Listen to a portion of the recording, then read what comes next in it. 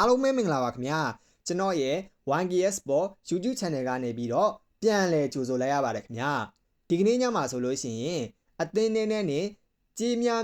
ကစားခြင်းနဲ့ brother တို့အတွက်ကျွန်တော်3သင်းမောင်းတစ်မောင်းကိုရွေးချယ်ပေးထားတာရှိပါတယ်ခင်ဗျာကျွန်တော်ရဲ့ဗီဒီယိုလေးကိုအဆုံးထိကြည့်ပြီးတော့ကြိုက်တယ်ဆိုလို့ရှိရင် like အတူကစားပြီးတော့မကြိုက်ဘူးဆိုလို့ရှိရင်လည်းညီကိုတို့ပေါ့နော်လောင်းထားတဲ့အသင်းတွေကိုအောက်က comment မှာမှန်ကြလို့ရပါတယ်ခင်ဗျာကျွန်တော်ရဲ့ဗီဒီယိုလေးကိုအဆုံးထိကြည့်ပြီးဖို့လည်းမေတ္တာရက်ခံပါတယ်ခင်ဗျာကဲဒါဆိုလို့ရှိရင်ကျွန်တော်တို့စလိုက်ကြအောင်ဗျာပထမဦးဆုံးခံမှန်းပေးခြင်းတဲ့အသင်းကတော့မြန်မာစံတော်ချိန်ည7:00 နာရီခွဲမှာကစားမယ်ဘီဘာအိုအသင်းနဲ့အိုဆာဆူနာတို့ရဲ့ပွဲစဉ်ကိုကျွန်တော်ခံမှန်းပေးခြင်းတယ်ပေါ့နော်ဒီပွဲမှာဆိုလို့ရှိရင်ဘီဘာအိုအသင်းဟာ1+80ဆိုပြီးတော့ကြီးပေါက်ထားတာကိုတွေ့ရတယ်ခင်ဗျဂိုးပေါင်းပါဆိုလို့ရှိရင်2-60ဆိုပြီးတော့ကြီးပေါက်ထားတာကိုတွေ့ရတယ်ပေါ့နော်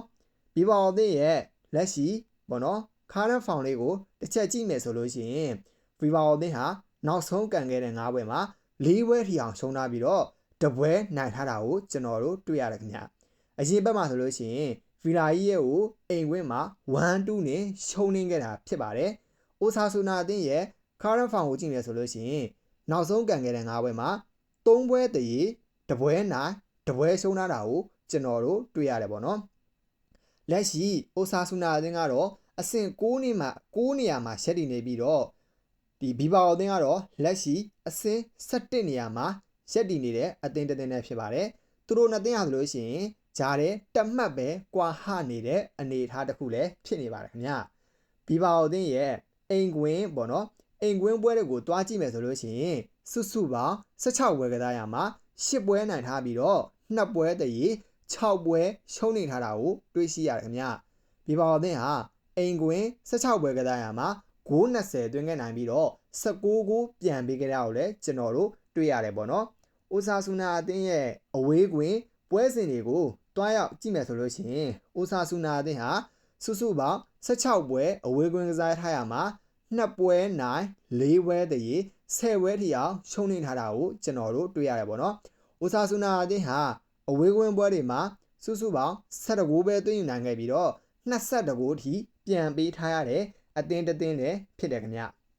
သူတို့နှစ်သင်းရဲ့ထိပ်တိုက်တွေ့ဆုံမှုကိုကြည့်မယ်ဆိုလို့ရှိရင်ဘီဘာအိုအသင်းဟာအိမ်ကွင်းမှာပေါ့နော်အိုဆာဆူနာအသင်းကို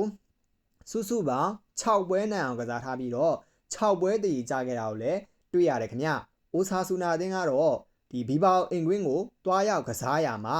3ပွဲထိအောင်နိုင်အောင်ကစားနိုင်ခဲ့တာကိုကျွန်တော်တို့တွေ့ရတယ်ခင်ဗျ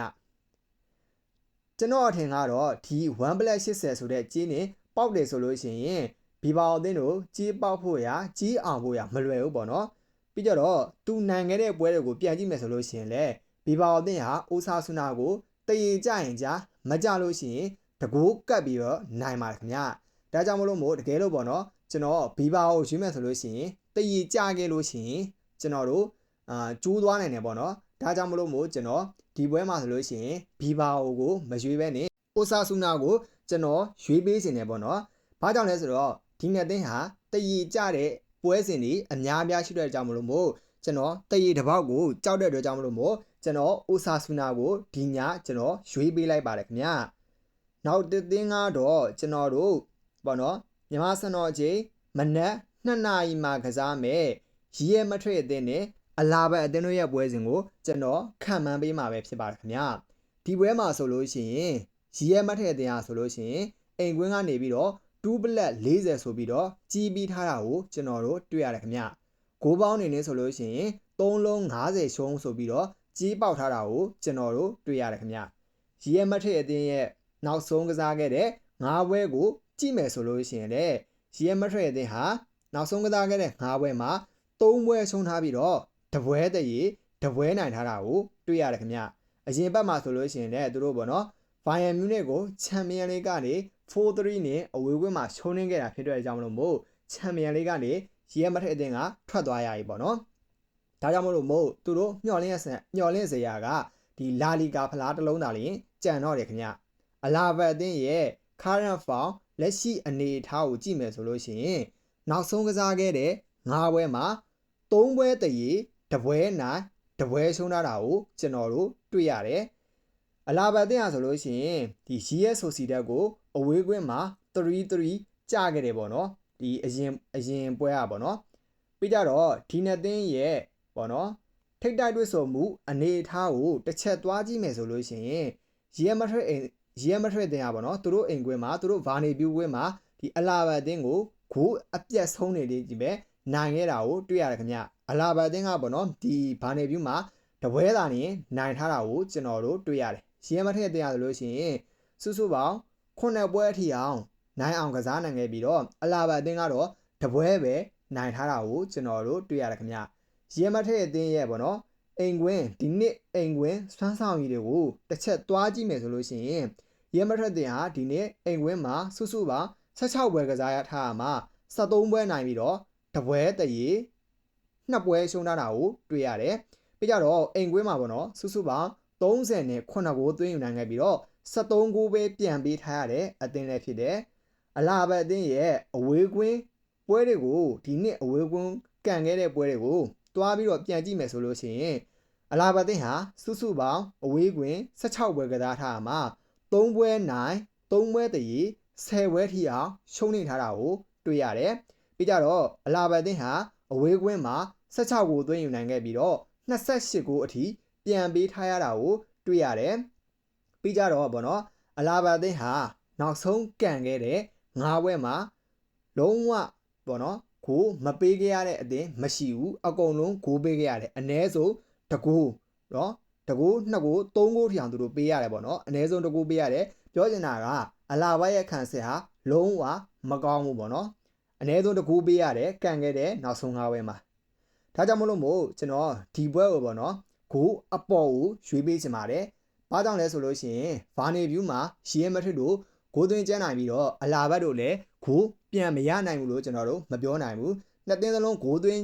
မှာဖြစ်တဲ့အတွက်ကြောင့်မလို့မို့ကျွန်တော်ဒီပွဲကိုဂိုးပေါင်းအပေါ်ကိုရွေးပေးလိုက်ပါတယ်ခင်ဗျ။ပွဲခံမှန်းပေးခြင်းတဲ့အသင်းကတော့ကျွန်တော်တို့ပြင်သစ်ဖလားက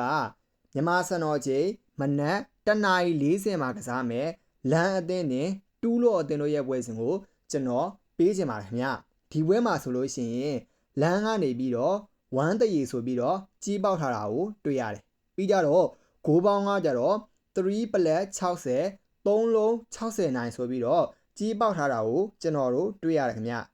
လမ်းရဲ့နောက်ဆုံးကန်ခဲ့တယ်ပေါ့နော် current foul နောက်ဆုံးကန်ခဲ့တဲ့9ပွဲကိုတွားကြည့်မယ်ဆိုလို့ရှိရင်လမ်းအသင်းဟာ3ပွဲနိုင်ပြီးတော့2ပွဲရှုံးထားတာကိုတွေ့ရတယ်ပြီးကြတော့တူးလော့အသင်းရဲ့နောက်ဆုံးကန်ခဲ့တဲ့ current foul လက်ရှိအနေထားနောက်ဆုံးကန်ခဲ့တဲ့9ပွဲကိုတွားကြည့်မယ်ဆိုလို့ရှိရင်3ပွဲရှုံးပြီးတော့2ပွဲနိုင်ထားတာကိုကျွန်တော်တို့တွေ့ရတယ်ပြီးကြတော့ဒီပေါ့နော်တစ်ချက်တတိထားမှာလမ်းဟာဆိုလို့ရှိရင်